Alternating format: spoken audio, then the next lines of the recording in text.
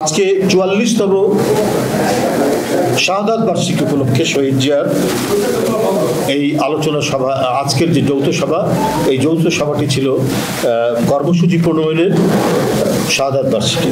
তো এই ৪৪তম যে শাহাদাত বার্ষিকী, সেইটা নিয়ে এখানে আমাদের নেতৃবৃন্দ যারা উপস্থিত হয়েছেন, যাদেরকে আমন্ত্রণ জানানো হয়েছিল, তারা এখানে উপস্থিত ছিলেন এবং তারা তাদের মূল্যবান পরামর্শ তাদের বক্তব্যের মধ্যে দিয়েছেন, যা আজকে সভার সভাপতি তিনি শ্রবণ করেছেন এবং প্রয়োজনীয় যে সমস্ত কর্মসূচিটার মধ্যে আপনারা জানেন যে এই কর্মসূচিটার মধ্যে এটা হলো ৮ দিন ব্যাপী। এবারে যেহেতু ৭ তারিখে কোরবানি ঈদ, এই কোরবানি ঈদের কারণে আমাদের কর্মসূচিটা কিছুটা সংক্ষিপ্ত করা হয়েছে। এটা ৮ দিন ব্যাপী কর্মসূচি, ২৫ তারিখ থেকে ১ তারিখ না ২ তারিখ পর্যন্ত, ২৫ তারিখ থেকে ২ তারিখ পর্যন্ত ৮ দিনের এই কর্মসূচি করা হয়েছে। আপনাদের একটু বলে রাখি, এর মধ্যে 2 দিন ২৭ এবং ২৮ তারিখ, এই 2 দিন তারুণ্যের সমাবেশে কর্মসূচি সমাবেশ হবে ঢাকায়, ঢাকায় হবে আরেকটি সমাবেশ। এই সমাবেশ উপলক্ষে ওই 2 দিন আমরা অন্য কোনো কর্মসূচি রাখা হবে না। এই 2 দিন বাদ দিয়ে আমরা 25 থেকে 2 তারিখ পর্যন্ত আমাদের এই কর্মসূচি যে কোনো দিন আমাদের অঙ্গ সংগঠন এবং বিএনপি নেতৃবৃন্দরা তারা নিয়েছেন, তারা সেই কর্মসূচি পালন করবে। এখানে যেমন হয়ে থাকে, ভোর 6টায় দলের নয়াপল্টনস্থ কেন্দ্রীয় কার্যালয়ে দলীয় পতাকা অর্ধনমিতকরণ ও কালো পতাকা উত্তোলন। ওই দিন সকাল 10:30টায় দলের সংগ্রামী মহাসচিব মহোদয় এর নেতৃত্বে বিএনপির জাতীয় নেতৃবৃন্দ সহ সকল পর্যায়ের নেতা কর্মীরা শহীদ রাষ্ট্রপতি জিয়াউর রহমান বীর উত্তমের বাজারে পুষ্পার্ঘ্য অর্পণ ও মাজার জিয়ারত করবেন এবং জিয়ারত শেষে জাতীয়তাবাদী ওলামা দলের উদ্যোগে মাজার প্রাঙ্গণে দোয়া মাহফিলে শরীক হবেন। আমি কর্মসূচি আপনাদের এখানে উদ্ধৃত করছি। মহান স্বাধীনতার ঘোষক, বহুদলীয় গণতন্ত্রের প্রবক্তা, আধুনিক বাংলাদেশের স্থপতি শহীদ রাষ্ট্রপতি জিয়াউর রহমানের শাহাদাত বার্ষিকী উপলক্ষে ৮ দিনের কর্মসূচি। আচ্ছা, এই দিবসটি উপলক্ষে পোস্টার প্রকাশ করা হবে এবং ওই দিন কালো ব্যাজ ধারণ করা হবে। শাহাদাত বার্ষিকী উপলক্ষে সংবাদপত্র, অনলাইন পত্রিকায় ক্রোড়পত্র প্রকাশ করা হবে এবং যারা বুদ্ধিজীবী রয়েছেন দেশে, তারা তাদের লেখা নিয়ে এবং তাদের মূল্যবান লেখা বিভিন্ন পত্রপত্রিকায় তারা প্রকাশ করবেন। এটা তাদের নিজস্ব ব্যাপার। তারপরেও আমরা জানি যে ক্রোড়পত্রের বাইরেও দেশের বুদ্ধিজীবীরা তাদের লেখা প্রকাশ করেন এবং আমরা এটির একটি ব্যাপক প্রচারের জন্য আমরা বিজ্ঞাপন সহ অন্যান্য কর্মসূচিও আমাদের থাকবে। এবং শাহাদাত বার্ষিকী উপলক্ষে অঙ্গ সহযোগী সংগঠনটা তারা আবার নিজেদের উদ্যোগেও পোস্টার প্রকাশ করবেন। আগের দিন অর্থাৎ ২৯ তারিখে ইঞ্জিনিয়ার্স ইনস্টিটিউট রমনায় দলের পক্ষ থেকে, অর্থাৎ বাংলাদেশ জাতীয়তাবাদী দল বিএনপির পক্ষ থেকে আলোচনা সভা অনুষ্ঠিত হবে এবং সেই আলোচনা সভায় আমাদের জাতীয় নেতৃবৃন্দ সহ দেশের বরেণ্য বুদ্ধিজীবীরা তারা বক্তব্য রাখবে। সময় বেলা ৩টা থেকে। আচ্ছা, এছাড়াও অনুরূপভাবে বিএনপির দিবসটি উপলক্ষে ঢাকা মহানগর উত্তর ও দক্ষিণ তারা বিভিন্ন থানায় এবং ওয়ার্ডে চাল ডাল সহ বিভিন্ন খাদ্য সামগ্রী বিতরণ করবেন এবং কাপড়ও বিতরণ করবেন। আচ্ছা, অনুরূপভাবে বিএনপির উদ্যোগে শহীদ রাষ্ট্রপতি জিয়াউর রহমানের ৪৪তম শাহাদাত বার্ষিকী পালনের জন্য সারা দেশ, জেলা ও মহানগরী সহ সকল ইউনিট এবং উক্ত ইউনিট সমূহের অধীনস্থ সকল ইউনিট কার্যালয়ে ৩০শে মে ভোর ৬টায় দলীয় পতাকা অর্ধনমিতকরণ ও কালো পতাকা উত্তোলন এবং নিজ নিজ এলাকার সুবিধা অনুযায়ী আলোচনা সভা, দোয়া মাহফিল ও দুস্থদের মাঝে কাপড়, রান্না করা খাবার বিতরণ, বিভিন্ন যে কর্মসূচি গ্রহণ করা হয় সে কর্মসূচি তারা গ্রহণ করবে। এছাড়াও এখানে আলোচনা সভায় যে সিদ্ধান্তটি হয়েছে, কর্মসূচির সাথে আরো যুক্ত থাকবে, যেমন জাতীয়তাবাদী ওলামা দল তারা একটা গণদোয়ার আয়োজন করবে, জাসাস তারা কি এফডিসির সামনে কাঙালি ভোজ দেবে। এছাড়াও তারা আলোকচিত্র প্রদর্শনী করবে 31 তারিখে। মহিলা দল 25 তারিখে এই দিবসটি উপলক্ষে আলোচনা সভা করবে এবং তারা শহীদ নারীদের বিষয়ে শহীদ জিয়ার যে অবদান শীর্ষক তাদের এই আলোচনা সভা বা সেমিনারটি হবে। তাঁতি দল উত্তর তাঁতি দল এবং দক্ষিণ তাঁতি দল তারা দরিদ্র ভোজন বিভিন্ন কর্মসূচি গ্রহণ করবে। ঢাকা মহানগর উত্তর বিএনপির সকল মসজিদে দোয়া থাকবে, এটা হচ্ছে আরো এক্সট্রা তাদের প্রোগ্রাম। আচ্ছা, মুক্তিযুদ্ধ দল যদিও তারা 27 তারিখে বলেছেন, তো এটা আমি ওনাদের অনুরোধ করব আরো একদিন আগে বা 2 দিন পরে তারা করবেন, যেহেতু একটি সমাবেশ রয়েছে সেই জন্য তারা এটা করবেন। এছাড়াও জাতীয়তাবাদী কৃষক দল তারা কৃষি বিপ্লব, শহীদ জিয়ার কৃষি বিপ্লবের এবং কৃষিতে শহীদ জিয়ার অবদানের উপর তারা আলোচনা সভা করবে। এছাড়াও তারা আরো অঙ্গ সংগঠনগুলি নিজের উদ্যোগে পোস্টারও করবে। স্বেচ্ছাসেবক দলও তারা খাদ্য সামগ্রী বিতরণ, আলোচনা সভা, রক্তদান অনুষ্ঠান এগুলো কর্মসূচি করবে। যুবদল তারা বলেছেন তারাও পোস্টার করবেন, সারা দেশে মেডিকেল ক্যাম্প করবেন, ওষুধ বিতরণ করবেন এবং রক্তদান কর্মসূচি তারা করবেন। আচ্ছা, আমাদের যুগ্ম মহাসচিব বৃন্দ যারা উপস্থিত ছিলেন তারাও বিভিন্ন পরামর্শ দিয়েছেন, সেটা হচ্ছে যে তার কর্মময় জীবনের উপর আলোচনার কথা তারা বলেছেন। আমাদের অ্যাডভোকেট সালাম সাহেব বলেছেন এবং শহীদুদ্দিন চৌধুরী আলী বলেছেন মিডিয়া সেল যেটি আছে, মিডিয়া সেল 30শে আগস্টের আগেই ডকুমেন্টারি শহীদ জিয়ার উপর যে সমস্ত ডকুমেন্টারি 30শে মে আগেই বলেছে, 30শে মে আগেই এই ডকুমেন্টারিগুলো তারা দেবেন আর কি।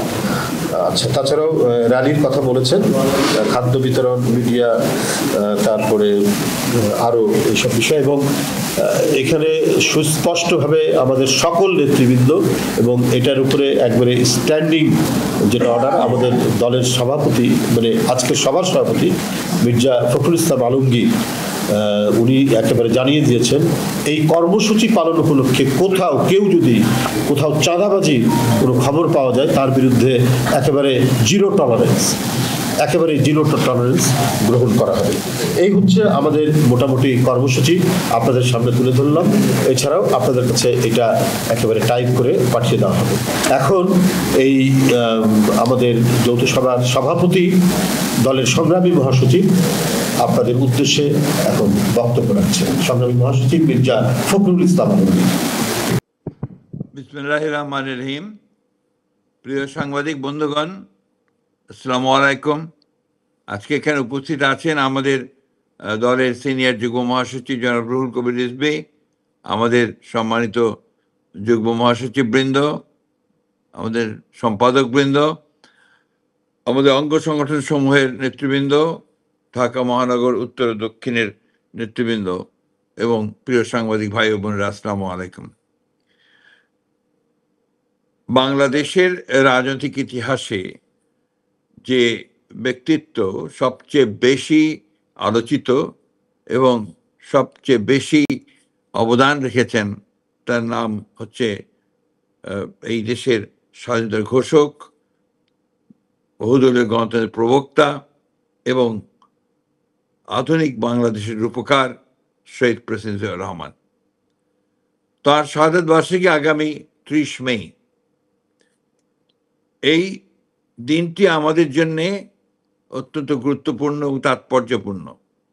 আমরা বারবার এই দিনটিকে শুধু শাহাদাত বার্ষিকী হিসাবে স্মরণ করতে চাই না, আমরা এটাকে স্মরণ করতে চাই আমাদের বাংলাদেশকে সত্যিকার অর্থেই একটি গণতান্ত্রিক, একটি আধুনিক, একটি সাম্যের, একটি মানবতার একটি রাষ্ট্রে পরিণত করবার যে শক্তি আমরা যেখান থেকে পাই, আমরা যে ইন্সপিরেশন পাই, সেখানকার একটা দিবস হিসেবে আমরা পালন করতে চাই।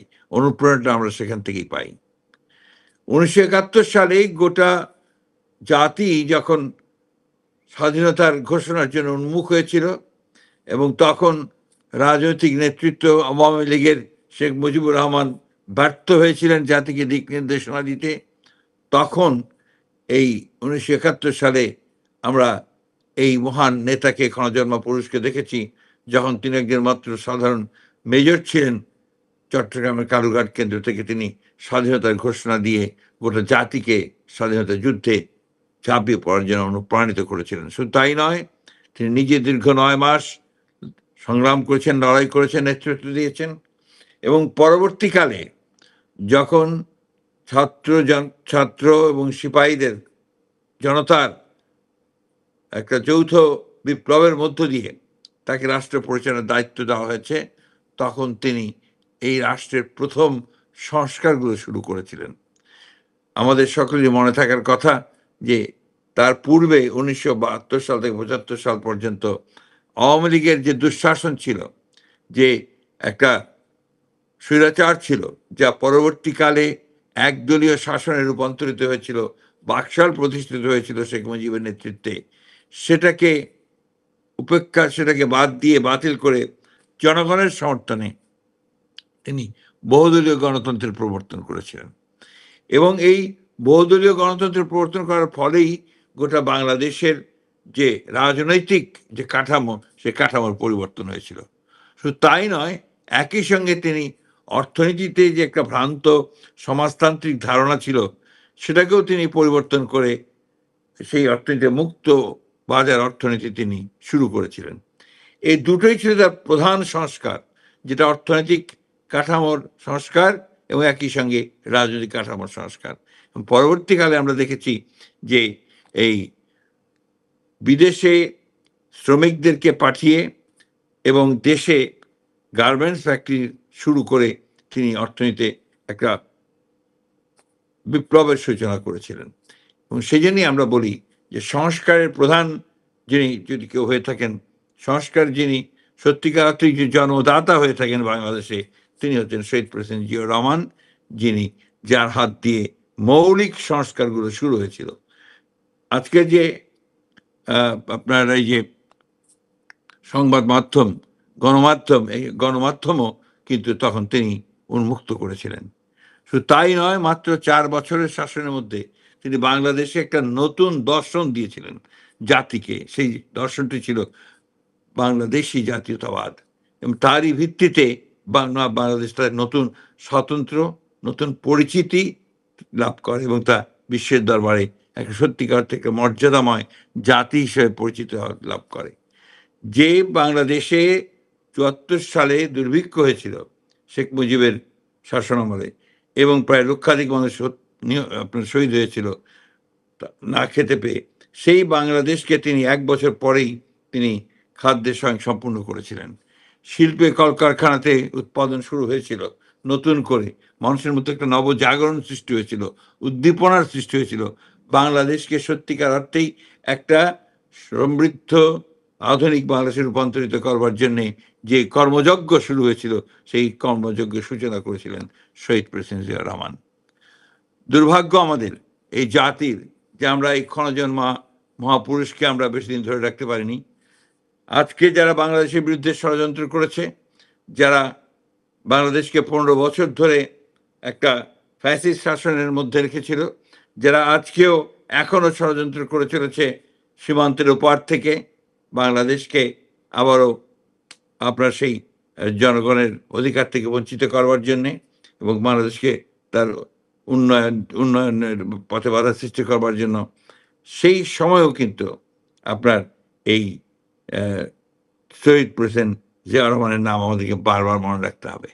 আজকের সময়টাই হচ্ছে সবচেয়ে মূল্যবান সময় বলে আমি মনে করি, তাৎপর্যময় মনে করি। এই জন্যে যে এখন নতুন করে যেটা আমরা হাজার হাজার ছাত্র জনতার রক্তের বিনিময়ে যে নতুন একটা সম্ভাবনার সৃষ্টি হয়েছে, যে গণতন্ত্রকে প্রতিষ্ঠিত করবার এবং সত্যিকার ফ্যাসিবাদ মুক্ত একটি আধুনিক বাংলাদেশকে প্রতিষ্ঠা করবার, সেখানেও আমরা দেখছি যে একটা কালো ছায়া এসে দাঁড়াচ্ছে। অত্যন্ত সুপরিকল্পিতভাবে নির্বাচনকে পিছিয়ে দেওয়া, জনগণের যে অধিকার, সেই অধিকার থেকে জনগণকে বঞ্চিত করাবার এবং ভোটের অধিকার থেকে বঞ্চিত করবার একটা পায়তারা শুরু হয়েছে। এবং আপনারা নিশ্চয়ই লক্ষ্য করেছেন যে বিভাজনের রাজনীতি আবার শুরু হয়েছে। এখানে গোত্রে গোত্রে যে বিভাজন সৃষ্টি করার চেষ্টা করা হচ্ছে, সরকারের বিভিন্ন ইনস্টিটিউশনগুলোকে পরস্পরের মুখে আপনার মুখোমুখি করার একটা ষড়যন্ত্র চক্রান্ত শুরু হয়েছে। আমরা দেখতে পাচ্ছি যে কিছু মানুষ যারা সরকারের মধ্যে অনুপ্রবেশ ঘটিয়ে বাংলাদেশকে ভিন্ন দিকে নিয়ে যাওয়ার চেষ্টা করছে, ভিন্ন খাতে তাকে প্রভাবিত করবার চেষ্টা করছে। বাংলাদেশ জাতীয়তাবাদী দলের উপরে সবসময় গুরু দায়িত্ব এসে পড়ে। সেই দায়িত্বটি হচ্ছে গণতন্ত্রকে প্রতিষ্ঠা করবার দায়িত্ব। সেই দায়িত্ব হচ্ছে বাংলাদেশকে আবার নতুন করে গড়ে তুলবার দায়িত্ব। সেই দায়িত্ব হচ্ছে শহীদ প্রেসিডেন্ট জিয়াউর রহমান যে স্বপ্ন দেখেছিলেন, আমাদের দেশনেত্রী বেগম খালেদা জিয়া যে স্বপ্নকে বাস্তবায়িত কাজ করতে শুরু করেছিলেন, এখন যে তরুণ নেতা নতুন স্বপ্নের মধ্য দিয়ে বাংলাদেশকে গড়ে তুলতে নেতৃত্ব দিচ্ছেন আমাদের ভারপ্রাপ্ত চেয়ারম্যান তারেক রহমান সাহেব, তাদের সমস্ত স্বপ্নগুলোকে, বাংলাদেশের আশা আকাঙ্ক্ষা, মানুষের আশা আকাঙ্ক্ষাগুলোকে বাস্তবায়িত করবার জন্য আজকে বিএনপির প্রতিটি নেতা কর্মীকে অত্যন্ত সজাগ এবং সচেতনভাবে তাদেরকে কাজ করতে হবে এবং রুখে দাঁড়াতে হবে যে কোনো ষড়যন্ত্র চক্রান্তের বিরুদ্ধে। আমি তাই অনুরোধ করব আমাদের সকল নেতা কর্মীদেরকে, বাংলাদেশের জাতীয়তাবাদী দলের যারা আছেন, যেখানে আছেন, যে অত্যন্ত সচেতনভাবে আমরা যেন এই বিষয়গুলো মনে রাখি এবং একই সঙ্গে বাংলাদেশের স্বাধীনতা যেন কেউ কখনো কেড়ে নিতে না পারে, বাংলাদেশের সার্বভৌমত্ব যেন কেউ বিনষ্ট করতে না পারে, বাংলাদেশের গণতন্ত্রকে আর কেউ যেন কখনো ফ্যাসিবাদ স্বৈরাচার দিয়ে দাবিয়ে রাখতে না পারে, সেইভাবেই বাংলাদেশের প্রতিটি কর্মীকে, জাতীয়তাবাদী দলের প্রতিটি কর্মীকে আজকে সেই ভূমিকা পালন করতে হবে। আমি অনুরোধ করব, বাংলাদেশ জাতীয়তাবাদী দলের নেতা কর্মীরা অনেক ত্যাগ স্বীকার করেছেন। 60 লক্ষ মানুষের বিরুদ্ধে মিথ্যা মামলা দেওয়া ছিল, কয়েক হাজার মানুষকে হত্যা করা হয়েছিল, প্রায় 1700 নেতা কর্মীকে এনফোর্স ডিসঅ্যাপিয়ারেন্সের মধ্যে নিয়ে যাওয়া হয়েছিল। সেই অবস্থা থেকে আজকে একটা সুযোগ সৃষ্টি হয়েছে যে আমরা একটা নতুন বাংলাদেশ নির্মাণ করব। শহীদ প্রেসিডেন্ট জিয়াউর রহমানের যে স্বপ্ন, আমাদের দেশনেত্রী বেগম খালেদা জিয়ার যে স্বপ্ন, তারেক রহমানের যে স্বপ্ন, সেই স্বপ্নকে বাস্তবায়িত করবার জন্যে আমরা সামনের দিকে এগিয়ে যাব। এই শাহাদাত বার্ষিকীতে, 44তম শাহাদাত বার্ষিকীতে আজকে শোক নয়, আমরা সমস্ত শক্তিতে পরিণত করতে চাই এবং আমরা এইভাবে অনুপ্রাণিত হতে চাই যাতে করে সত্যিকার অর্থেই সমস্ত অপশক্তিকে পরাজিত করে আমরা যেন একটি সত্যিকার অর্থেই গণতান্ত্রিক, একটি আধুনিক এবং সমৃদ্ধ বাংলাদেশ গড়ে তুলতে পারি।